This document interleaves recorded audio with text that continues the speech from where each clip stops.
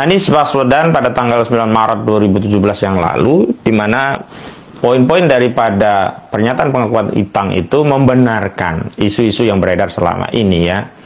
Yang pertama ya, membenarkan memang benar Anies Baswedan pernah utang ya.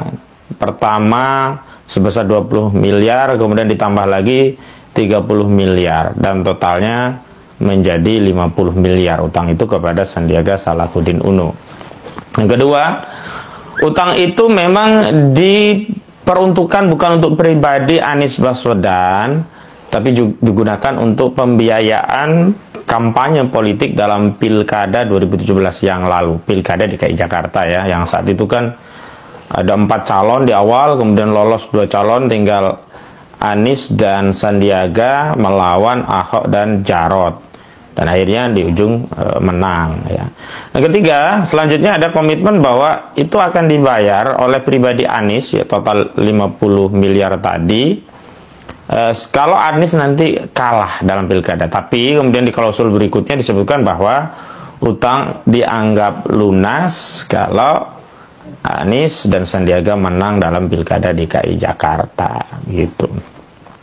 Dan yang menarik adalah salah satu klausul yang menyebutkan bahwa peminjaman atau utang Anies 50 miliar ini sebabnya adalah tidak direalisasikannya jaminan pembiayaan politik ya untuk Partai Keadilan Sejahtera dan Partai Gerindra yang sebelumnya kan dijamin oleh penjamin Erwin Aksa. Wah, ternyata ada PKS dan Gerindra dalam perjanjian ini ya, dan juga Erwin Aksa. Nah, tadi saya baca dikonfirmasi oleh media, Erwin Aksa mengaku tidak tahu menahu tentang isi perjanjian ini. Erwin Aksa tidak tahu menahu tentang perjanjian yang dibuat bukan perjanjian ya, surat pengakuan utang ya, dari Anies Baswedan, dan dia juga merasa tidak tahu menahu terkait apa yang disebutkan dalam pengakuan utang tadi, bahwa ada komitmen terpisah antara Partai Keadilan Sejahtera dan Partai Gerindra bersama Erwin Aksa, di mana Erwin Aksa berkomitmen akan memberikan pembiayaan, dan karena apa yang dijanjikan oleh Erwin Aksa itu tidak bisa direalisasikan atau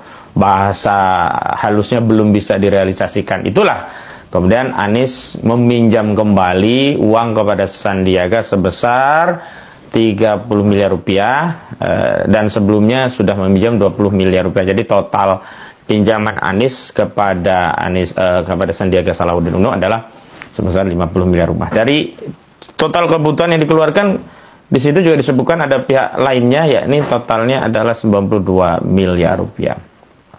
Subscriber ke channel yang dirahmati Allah Subhanahu wa Ta'ala, ini yang menjadi problem kita ya, problem politik kita, politik yang berbiaya mahal, sehingga siapapun calon yang ikut dalam kontestasi politik, baik itu pilkada, pilpres, itu semuanya harus berbiaya. Ya konsekuensinya kalau nggak punya duit sendiri ya cari pinjaman, dan itu yang dilakukan oleh Anies Baswedan. Dia mencari pinjaman, dan memang pinjaman ini bukan untuk kepentingan pribadi seorang Anies gitu loh. Dan kalau kita kaitkan dengan kemampuan Anies, kan di laporan harta kekayaan penyelenggara negara tahun 2021 kalau nggak salah, Anies itu punya harta hanya sekitar 10, sekian miliar rupiah. Itu pun belum dipotong utangnya kira-kira 4 miliaran gitu, 4 atau 5 miliaran.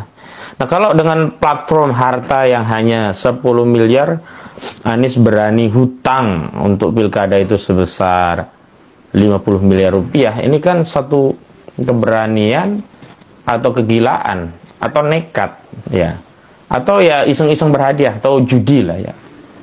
Karena kalau memang gagal ya dan harus membayar utang itu, tentu seluruh harta Anies dijual pun belum bisa melunasi. Dan kalau mau bekerja selain sebagai penguasa yang bisa bermain anggaran, kan harus berapa tahun dia bayar gitu. Dan yang menjadi soal adalah apakah hanya Anies saja yang melakukan hal seperti itu? Saya meyakini semua calon juga melakukan hal yang sama, yakni harus mengeluarkan kocek untuk biaya pencalonan, dan kalau dia tidak mampu atau tidak memiliki uang untuk membiayai politik, tentu dia harus mencari funder, ya pendana, penyandang dana. Bisa saja penyandang dana yang langsung membackup dengan kompensasi nanti kalau sudah berkuasa, maka sejumlah kebijakan-kebijakan harus pro terhadap para oligarki yang membiayai itu, bisa juga dengan cara meminjam. Ya, apa yang dilakukan Anies ini adalah salah satu contoh model pembiayaan politik untuk biaya kampanye politik dalam penyelenggaraan pilkada. Nah, tentu kita bertanya-tanya, tentu untuk pilpres tentu juga akan banyak biaya dan tentu tidak ada pilihan lain selain juga harus rogoh kocek dari kantong sendiri. Nah, kalau rogoh kocek dari kantong sendiri ya mustahil, karena biaya pilpres tentu jauh lebih besar ketimbang pilkada DKI Jakarta. Dan harta Anies sampai hari ini tidak beranjak dari ya 10 miliaran rupiah begitu. Dan kalau untuk pilpres tentu tidak cukup dengan biaya 50 miliar, ya 100 miliar, 500 miliar, 1 triliun, 5 triliun, dan seterusnya. Besar sekali. Dan itulah yang kemudian menyebabkan pintu masuk kekuatan oligarki mengendalikan seluruh proses kontestasi politik. Jadi siapapun pemenangnya, tetap saja pengendalinya adalah oligarki. Karena apa? Seluruh biaya politik itu mustahil ditanggung oleh pribadi, tapi pasti oleh oligarki. Dan oligarki ini kan tentu dia akan menaruh investasi politik pada semua keranjang, menaruh telur di semua keranjang. Artinya pada semua calon ya ada biaya yang mereka gelontorkan. Hanya memang ada calon tertentu yang biayanya di backup full, ada sebagiannya sekedar investasi. Kenapa demikian? Karena ya bagi oligarki, bagi pengusaha, bagi para kapitalis tidak peduli siapa yang menang, yang penting siapapun pemimpinnya nanti akan memberikan kebijakan yang pro terhadap usaha yang mereka jalankan. Ya misalnya oligarki itu pengen mereka yang menambang di bidang minerba ya, mineral dan batu bara tetap terus menambang kekayaan ya tanpa memikirkan rakyat lagi. Makanya pada saat kepemimpinan Jokowi yang lalu, Undang-Undang Minerba, Undang-Undang Nomor 4 Tahun 2009 dirubah dengan Undang-Undang Nomor 3 Tahun 2020 yang isinya justru memberikan perpanjangan konsesi penguasaan lahan mineral dan batu bara, khususnya batu bara yang paling banyak saat itu karena sejumlah PKP ya. PKP 2B izin batu bara itu ya, izin menambang batu bara itu semua sudah nyaris hampir habis dan semestinya itu kembali kepada negara, kembali kepada BUMN, dan semua penghasilan batu bara itu masuk menjadi sumber pembiayaan APBN, bukan sekedar pajaknya ya, semua penghasilan batu bara. Karena hari ini kan windfall profit dari batu bara kan luar biasa besar, karena satu ton kubik itu 1 ton ya sudah di atas 450-an US dollar ya, mahal sekali dibanding dulu yang harganya cuma 100-an ya. Biaya produksi kira-kira ya hanya 60 dolaran lah. Biaya 60 dolar dijual 400 hingga 500 US dollar kan luar biasa untungnya, dan kita negara nggak dapat apa-apa, cuma kecipratan pajak yang kecil. Coba bayangkan kalau itu semuanya masuk ke negara. Coba bayangkan kalau semua tambang-tambang ini dikuasai oleh negara.